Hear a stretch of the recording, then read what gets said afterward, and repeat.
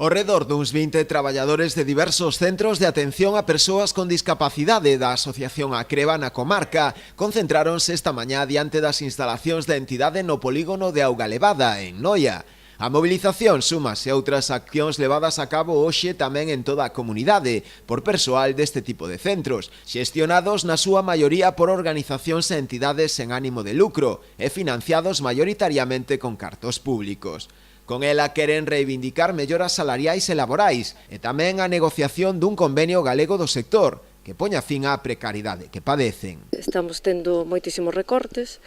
e iso vímolo sufrindo pois, en todos os ámbitos, tanto a nivel personal dos traballadores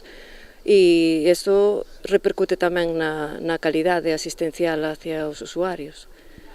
Entonces, por eso levamos tanto tempo pois pedindo un convenio para o sector da discapacidade, que consideramos que isto podería mellorar moitísimo a todos os niveis. Non cumpre para nada os requisitos que nós precisamos. Falamos a nivel xornada, a nivel vacacións, a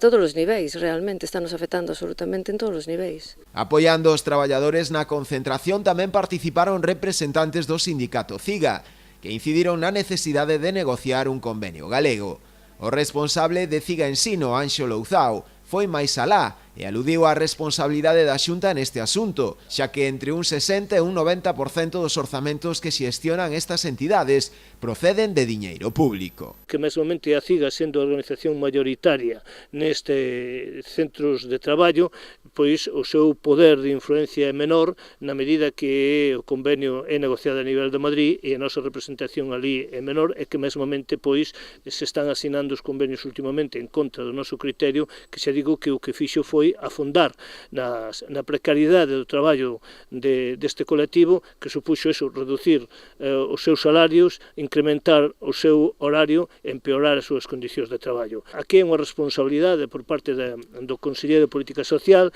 na medida que nós propuxemos na entrevista que tomamos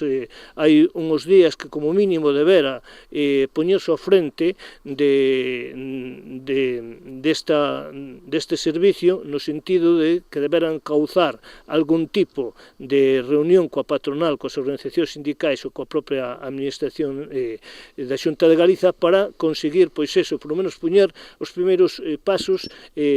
poñer os primeiros alicerces do que debera ser, pois eso, un convenio galego de todos os traballadores e traballadoras deste sector e que, sen lugar a dúbidas, repercutiría moi positivamente tanto nas condicións de traballo como na propia calidade do servicio que se presta. Os propios traballadores aseguraron que non pararán nas súas reivindicacións ata que non se cumpran estas demandas. Nas comarcas do Barbance e Muros Noia podería haber máis dun 100 de traballadores afectados.